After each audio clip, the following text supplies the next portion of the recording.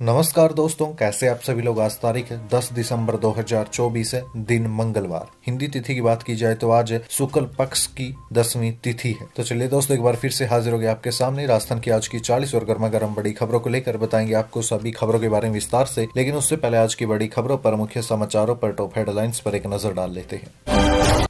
Rising Rajasthan में वसुंधरा राजे बोली, सरकार ने अच्छी पहल की है, प्रार्थना करती हूँ कि सब जल्दी जमीन पर आ जाए। किरोड़ीलाल बोले, यहाँ किस रूप में आए, सीएम से पूछिए। बताएंगे दोस्तों आपको राइजिंग राजस्थान पर किस मंत्री ने और किस उद्योगपति ने क्या प्रतिक्रिया दी। वहीं दोस्तों जयपुर में पीएम मोदी बोले, राजस्थानियों का दिल बहुत बड़ा है, राजस्थान राइजिंग तो है ही, साथ में रिलायबल भी है, चुनौतियों से टकराने का नाम ही तो राजस्थान है। इसके साथ ही सीएम भजनलाल शर्मा बोले, 12 से लेकर 15 दिसंबर तक शुरू होगी नई योजनाएं, महिलाओं को मिलेगा 100 करोड़ का लोन, शुरू होगी माँ वाउचर योजना, छात्राओं को स्कूटी और साइकिल वितरित की जाएंगी। दोस्तों राहुल गांधी ने मोदी और अडानी का मुखौटा लगाए सांसदों का इंटरव्यू लिया, पूछा आपकी पार्टनरशिप कब से चल रही है। सांसद बोले, सालों से, सब मिलकर करेंगे। इसी के साथ ही धनखड़ को हटाने के लिए राज्यसभा में अविश्वास प्रस्ताव लाएगा विपक्ष से, 70 सांसदों का मिला समर्थन। दिग्विजय सिंह बोले, इतना पक्षपाती सभापति मैंने आज तक नहीं देखा। वहीं दोस्तों वन नेशन वन इलेक्शन इस स्तर में पेश हो सकता है, चर्चा के लिए जेपीसी के पास भेजा जाएगा बिल, केंद्रीय कैबिनेट प्रस्ताव को मंजूरी दे चुका। वहीं दोस्तों सीएम भजनलाल शर्मा ने पीएम मोदी को भेंट की लकड़ी की बनी तलवार, महाराणा प्रताप से है इसका संबंध। बताएंगे दोस्तों आपको इसके पीछे की रोचक कहानी। वहीं दोस्तों अगले महीने के बिजली बिलों में मिलेगी कुछ राहत, फ्यूल सरचार्ज 5 पैसे प्रति यूनिट कम। बने रहिए दोस्तों, बताएंगे आपको प्रदेश की 40 बड़ी खबरों के बारे में विस्तार से। लेकिन उससे पहले अगर अभी तक आपने चैनल को सब्सक्राइब नहीं किया तो सबसे पहले चैनल को सब्सक्राइब कर दे, वीडियो को लाइक कर दे और अपने कमेंट जरूर कर दीजिएगा।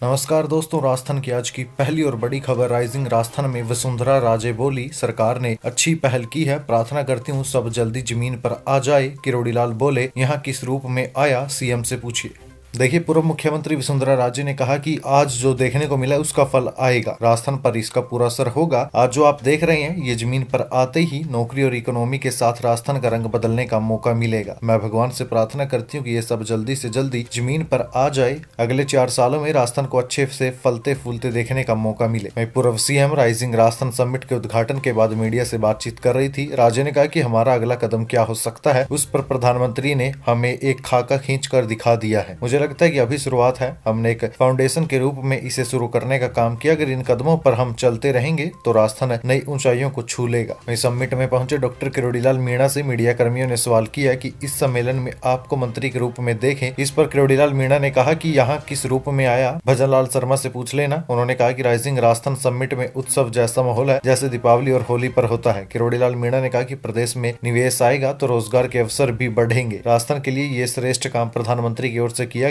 राजस्थान में दिल्ली से मुंबई एक्सप्रेसवे बन चुका है, ईआरसीपी के काम तेज गति से चल रहा है। ईआरसीपी में 15% प्रावधान इंडस्ट्री के लिए भी रखा गया, जिससे पूर्वी राजस्थान को विशेष फायदा मिलेगा। दोस्तों इसके अलावा उद्योग मंत्री राज्यवर्धन सिंह राठौड़ ने कहा कि आज से राजस्थान में बहुत बड़े बदलाव की शुरुआत हो गई है। राजस्थान ने निवेशकों के लिए अपने दरवाजे खोले हैं, लाल फीता शाही को हटाकर हमने निवेशकों के लिए लाल कारपेट बिछाया है। हमें उम्मीद ही नहीं बल्कि पूरा विश्वास है कि राजस्थान में युवा, महिला और हर किसी के हाथ में काम होगा, इससे व्यापार बढ़ेगा, राजस्थान की आर्थिक मजबूती भी बढ़ेगी। राजस्थान की पूर्व कांग्रेस सरकार जो 15 लाख करोड़ की इकोनॉमी छोड़कर गई थी, अगले 4 साल में हम उसे 30 लाख करोड़ के पार ले जाएंगे। राइजिंग राजस्थान समिट उसी की एक शुरुआत है। इसके अलावा उप मुख्यमंत्री दिया कुमारी ने भी राइजिंग राजस्थान पर अपना बयान दिया। उन्होंने कहा कि राजस्थान में असीम संभावनाएं हैं, सरकार के पहले ही साल में इस तरह का बड़ा आयोजन करना एक बहुत बड़ा चैलेंज है, जो मुख्यमंत्री ने किया भी है। सभी निवेशकों में काफी उत्साह है, बहुत सारे एमओयू हो चुके हैं, आगे भी बहुत एमओयू होने वाले हैं। ये राजस्थान के लिए सुनहरा अवसर है, टूरिज्म का पोटेंशियल बहुत ज्यादा है, उस सेक्टर में बहुत ज्यादा निवेश राजस्थान में आएगा। वहीं एडवेंचर से लेकर वेलनेस, मेडिकल और स्पोर्ट्स टूरिज्म के साथ ही सभी सेक्टर में टूरिज्म अब राजस्थान में बढ़ने वाला है। समिट के बाद अब सब कुछ पूरी तरह से धरातल पर भी उतरेगा। इसके अलावा केंद्रीय मंत्री गजेंद्र सिंह शेखावत ने राइजिंग राजस्थान पर अपना बयान दिया। उन्होंने कहा कि राजस्थान डबल इंजन की सरकार के तौर पर आगे बढ़ रहा है, राजस्थान संभावनाओं के द्वार पर खड़ा है। राजस्थान निवेश की दृष्टि से चाहे वो मिनरल बेस्ड निवेश हो या फिर केमिकल बेस्ड टूरिज्म हो या फिर किसी और सेक्टर की इंडस्ट्री हो, मैन्युफैक्चरिंग के दृष्टिकोण से राजस्थान की लोकेशन दिल्ली और मुंबई कॉरिडोर के बीच आती है। यहाँ से निकलने वाले दिल्ली से मुंबई एक्सप्रेसवे की वजह से औद्योगिक विकास के लिए जो कुछ भी आवश्यकताएं होती है वो सब राजस्थान में है। मौजूदा भजनलाल सरकार ने भी 9 नई पॉलिसियां निवेशकों के लिए बनाई है। मुझे पूरा भरोसा है कि राजस्थान आने वाले समय में भारत की आर्थिक गतिविधियों का ग्रोथ इंजन बनकर उभरेगा। इसके अलावा केंद्रीय कृषि मंत्री भागीरथ चौधरी ने कहा कि राजस्थान क्षेत्रफल की दृष्टि से देश में सबसे बड़ा राज्य है। हमारे यहाँ जमीन भी है, सूर्य भगवान की कृपा भी है, ऊर्जा के साथ हर क्षेत्र में, हर इंडस्ट्री के क्षेत्र में यहाँ संभावना संभावनाएं हैं। राइजिंग राजस्थान में देश के साथ दुनिया भर के उद्योगपति शामिल होने पहुंचे हैं जो राजस्थान में निवेश कर इंडस्ट्री लगाना चाहते हैं।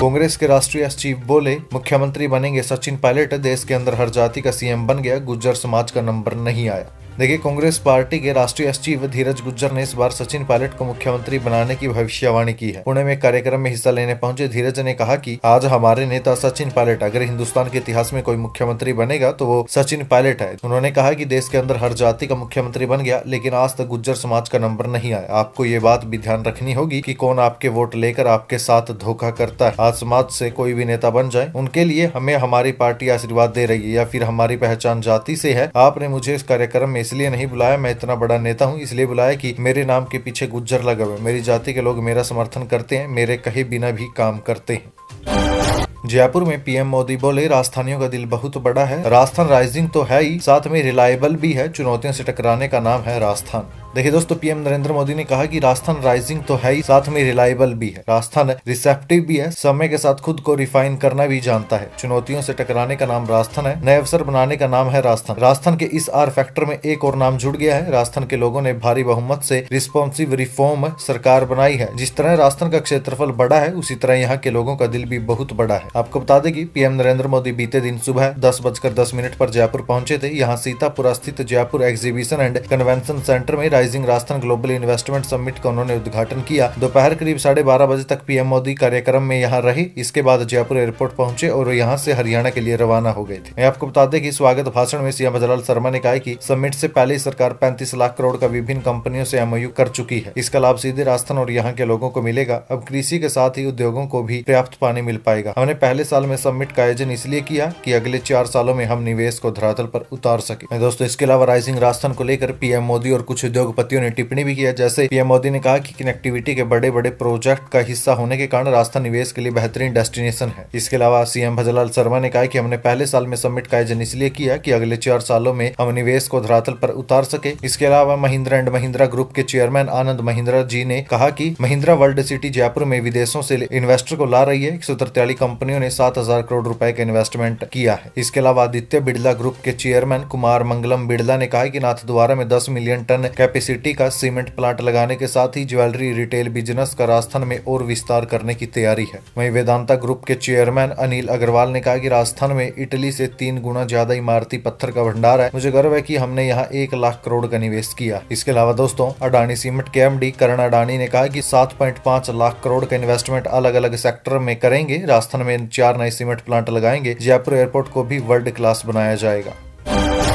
सीएम भजलाल शर्मा बोले, खनन कारोबारी लाभ कमा रहे हैं लेकिन बताते नहीं। राइजिंग राजस्थान में केंद्रीय मंत्री पीयूष गोयल ने कहा, जयपुर से दिल्ली का 2 घंटे में सफर होगा तय।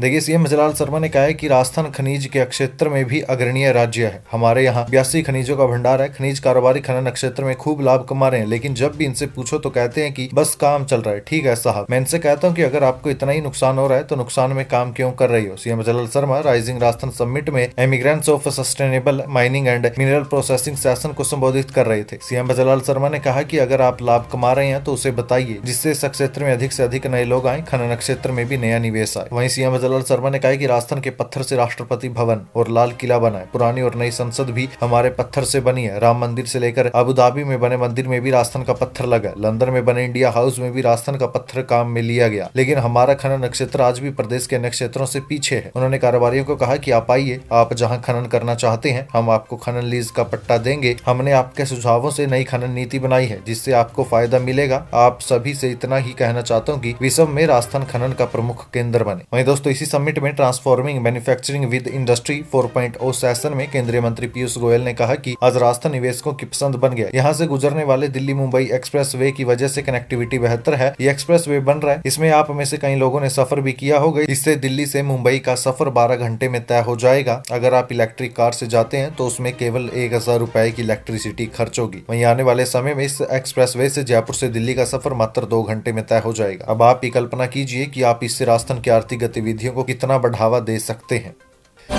सीएम भजनलाल शर्मा बोले 12 से लेकर 15 दिसंबर तक शुरू होगी नई योजनाएं, महिलाओं को मिलेगा 100 करोड़ का लोन, शुरू होगी माँ वाउचर योजना। देखिए, राइजिंग राजस्थान के पहले ही दिन her story advising inclusive society session का आयोजन किया गया। इसमें मुख्यमंत्री भजनलाल शर्मा, उप मुख्यमंत्री दिया कुमारी समेत देश भर से पहुंची महिलाओं ने हिस्सा लिया, जिसे संबोधित करते हुए मुख्यमंत्री भजनलाल शर्मा ने कहा कि ये सेशन सिर्फ इसलिए रखा गया कि कैसे आधी आबादी वाली जो हमारी बहनें हैं उनके जीवन में किस तरह से परिवर्तन लाया जा सके। सीएम ने कहा कि हमारी सरकार 12 दिसंबर के दिन राजस्थान में 1,25,000 बालिकाओं को साइकिल वितरण कर रही है, ताकि अच्छी शिक्षा प्राप्त करने के लिए आसानी से विद्यालय जाकर अच्छी शिक्षा हासिल कर सके। साइकिल के साथ ही हम 21,000 उच्च शिक्षा हासिल कर रही बालिकाओं को स्कूटी भी दे रहे हैं। मुख्यमंत्री भजनलाल शर्मा ने कहा कि हमारी सरकार का 1 साल का कार्यकाल पूरा होने जा रहा है। इसके तहत 12 दिसंबर को युवाओं के लिए, 13 दिसंबर के दिन किसानों के लिए, 14 दिसंबर को महिलाओं के लिए और 15 दिसंबर के दिन मजदूरों के लिए एक विशेष कार्यक्रम का आयोजन किया जाएगा। इसमें उनसे संबंधित नई योजनाओं की जानकारी दी जाएगी जो भविष्य में राजस्थान में लागू होने वाली है। इसके अलावा हमारी सरकार ने भविष्य में महिला निधि बैंक के माध्यम से 100 करोड़ रुपए का लोन महिलाओं को देने का फैसला किया है। 1 लाख नई लखपति दीदियों का सम्मान किया जाएगा। 10,000 स्वयं सहायता समूह को आजीविका वर्धन के लिए राशि उपलब्ध करवाई जाएगी। 20 लाख महिलाओं को 450 रुपए में गैस सिलेंडर देने का काम करेंगे। वहीं राजस्थान की 1 लाख बच्चियों को लाडो योजना के तहत प्रधानमंत्री पहली किस्त जल्दी जारी करने वाले हैं। 216 नमो ड्रोन दीदी का सम्मान भी किया जाएगा। हमारी सरकार माँ वाउचर योजना शुरू करने के साथ ही 3 महिला बटालियन के गठन की तैयारी कर रही है। इसके साथ ही काफी योजनाएं हैं। इनकी शुरुआत 15 दिसंबर से होने वाली है।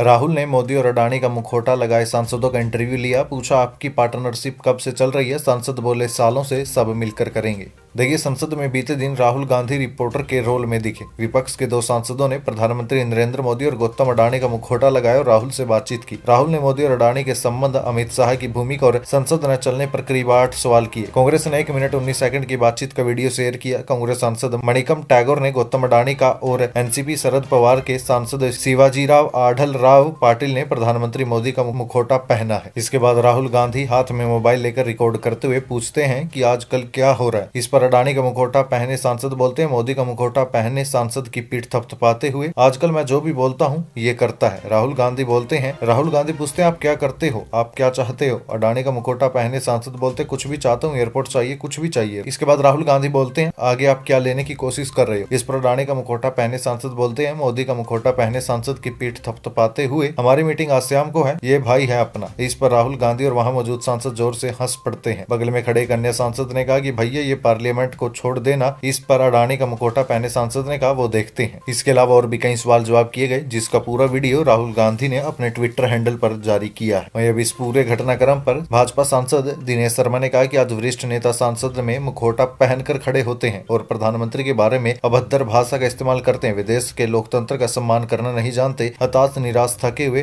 तत्वहीन नेताओं का समूह कांग्रेस बन गया और इनसे जुड़ी विपक्षी पार्टियां भी धीरे धीरे अलग हो रही है। इनको देश के उद्योगपति नहीं चाहिए, इन्हें विदेश के उद्योगपति चाहिए। इन्हें जॉर्ज सोरोस चाहिए जो भारत में अस्थिरता पैदा करे।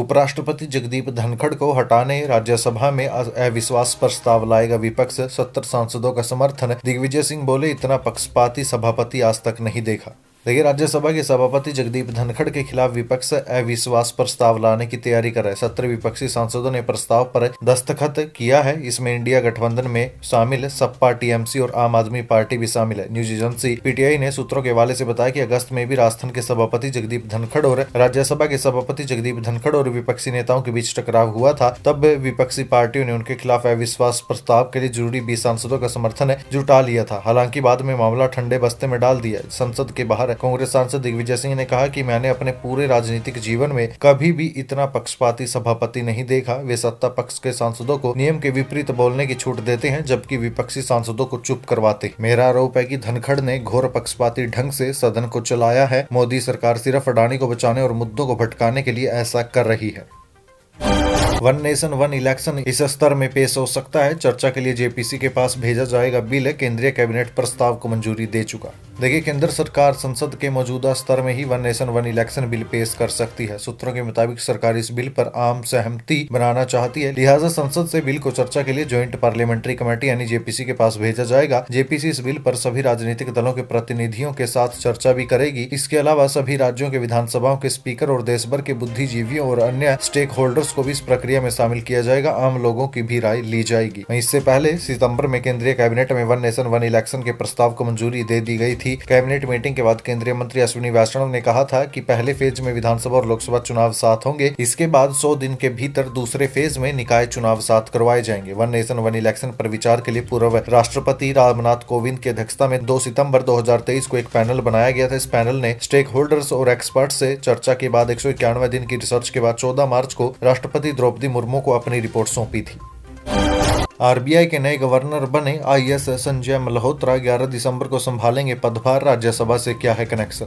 देखिए दोस्तों, केंद्र सरकार ने राजस्व सचिव संजय मल्होत्रा को अगला रिजर्व बैंक गवर्नर नियुक्त किया है। बताया जा रहा है कि आईएएस संजय मल्होत्रा 11 दिसंबर यानी कल को अपना पदभार संभालेंगे। संजय मल्होत्रा 1990 के आईएएस बैच के अधिकारी हैं जो अभी तक राजस्व सचिव थे। संजय मल्होत्रा की नियुक्ति 3 साल के लिए होगी। वो आरबीआई के 26वें गवर्नर होंगे और मौजूदा गवर्नर शक्तिकांत दास की जगह लेंगे। दोस्तों, आप में से बहुत कम लोग जानते होंगे कि मल्होत्रा को राजस्थान के कई विभागों में काम करने का भी अनुभव है। वे मूलतः ही राजस्थान के ही रहने वाले भी हैं। मल्होत्रा को पीएम नरेंद्र मोदी के पसंदीदा अफसरों में गिना जाता है। सीएम भजनलाल शर्मा ने पीएम मोदी को भेंट की लकड़ी की तलवार महाराणा प्रताप से है इसका संबंध, जाने इसकी रोचक कहानी। देखिए, प्रधानमंत्री नरेंद्र मोदी ने बीते दिन जयपुर के जेसीसी सेंटर में rising Rajasthan global investment summit 2024 का उद्घाटन किया। इस समिट में हिस्सा लेने के लिए अमेरिका, जापान, कोरिया सहित कई देशों के डेलीगेशन भी जयपुर पहुंचे हैं। इसमें 5000 से अधिक कारोबारी व्यापार जगत के दिग्गज राष्ट्रीय अंतर्राष्ट्रीय संस्थाएं, निवेशक और प्रतिनिधि भी हिस्सा ले रहे हैं। वहीं आपको बता दें कि समिट के दौरान मुख्यमंत्री भजनलाल शर्मा ने प्रधानमंत्री नरेंद्र मोदी को एक विशेष उपहार के रूप में लकड़ी की तलवार भेंट की। इस अनोखी तलवार की खासियत न केवल उसकी कला है बल्कि इसमें महाराणा प्रताप के शौर्य की गाथा को उकेरा गया है। तलवार पर की गई नक्काशी में महाराणा प्रताप के युद्ध कौशल, वीरता और गौरवशाली इतिहास को बखूबी दिखाया गया। इस उपहार के जरिए राजस्थान की सांस्कृतिक धरोहर और शिल्प कला को राष्ट्रीय स्तर पर पहचान मिली है।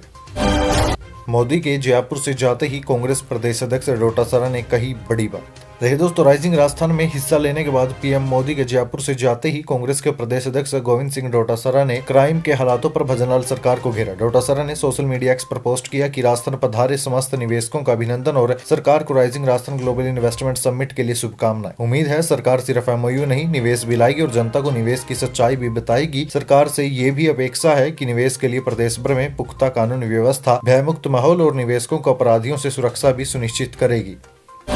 राइजिंग राजस्थान से बदलेगी जोधपुर की सूरत, बेरोजगारों को मिलेगी नौकरियों की सौगात। देखिए, राइजिंग राजस्थान का प्रदेश स्तरीय कार्यक्रम बीते दिन से शुरू हो गया। प्रदेश में बड़े निवेश और रोजगार के द्वार खुलने की उम्मीद है। जोधपुर शहर में पहले से 17,000 करोड़ के 300 एमओयू हो चुके हैं। इससे 40,000 से ज्यादा रोजगार आने की उम्मीद है। पहली बार बड़े स्तर पर निवेशकों को धरातल मिलेगा। इस बार सिंगल विंडो रीको के साथ जेडीए और अन्य सरकारी विभागों के साथ आने से जमीन की उपलब्धता भी सहज हो सके। दोस्तों, इतने नहीं, जोधपुर में पेट्रोकेमिकल हब और प्लास्टिक आधारित उद्योग का पूरा कॉम्प्लेक्स बना रहे हैं। सरकार के साथ एमओयू किया गया है। जल्दी ही धरातल पर उतारने का प्रयास भी किया जाएगा। जोधपुर और मारवाड़ में उद्योग का बड़ा स्कोप है। सरकार के सिंगल विंडो के जरिए एमओयू को धरातल पर उतारना चाहिए। जोधपुर में अमित शाह का बड़ा ऐलान, देश में बनेगी एंटी ड्रोन यूनिट। देखिए, केंद्रीय गृह मंत्री अमित शाह ने देश के सुरक्षा बलों में जल्दी ही नई एंटी ड्रोन यूनिट बनाने की घोषणा की। ये यूनिट पूरे तरीके से ड्रोन के हमलों और ड्रोन से हो रही तस्करी को रोकने में पारंगत होगी। जोधपुर में मंडोर रोड स्थित सीमा सुरक्षा बल के सहायक प्रशिक्षण केंद्र में आयोजित बीएसएफ के 60वें स्थापना दिवस और हीरक जयंती के शुभारंभ समारोह में बतौर मुख्य अतिथि शामिल हुए। शाह ने मंच से ये बात कही। उन्होंने सीमा प्रहरियों को संबोधित करते हुए कहा कि देश में ड्रोन घुसपैठ की समस्या गहरी होती जा रही है। सरकार उससे निपटने के लिए हर कदम उठा रही है। हाल ही में डीआरडीओ सहित देश के अन्य अनुसंधान एजेंसियों ने मिलकर लेजर युक्त एंटी ड्रोन गन प्रणाली विकसित की। इसका परीक्षण पंजाब बॉर्डर पर किया गया। इस गन की एक्यूरेसी रेट 55% आई, जबकि पहले केवल 3% ड्रोन को ही मार गिराने में सफलता मिल रही थी। अजमेर हाई सिक्योरिटी जेल में मिला ड्रोन, सफाई कर्मी ने कैंपस के कोने में पड़ा देखा। लॉरेंस का भांजा, मुस्सेवाला और गोगामेडी के हत्यारे यही बंद हैं। देखिए, अजमेर की हाई सिक्योरिटी जेल के कैंपस में बीते दिन ड्रोन मिलने से हड़कंप मच गया। सफाई कर्मी ने इसे कैंपस के कोने में पड़ा हुआ देखा। इसके बाद जेल प्रशासन को सूचना दी गई। जानकारी मिलने पर जेल सुपरिटेंडेंट मौके पर पहुंचे और सिविल लाइन थाना पुलिस को जानकारी दी। पुलिस ने ड्रोन को कब्जे में लेकर जेल प्रशासन की शिकायत पर जाँच शुरू कर दी है। दोस्तों, बड़ी बात तो ये भी है कि लॉरेंस बिश्नोई का भांजा सचिन थापन जयपुर में ही जी क्लब पर फायरिंग करने का आरोपी ऋतिक बॉक्सर, गोगामेडी की हत्या का आरोपी रोहित राठौड़, नितिन फौजी और मुस्सेवाला हत्याकांड में शामिल कपिल पंडित भी अजमेर की हाई सिक्योरिटी जेल में ही बंद है।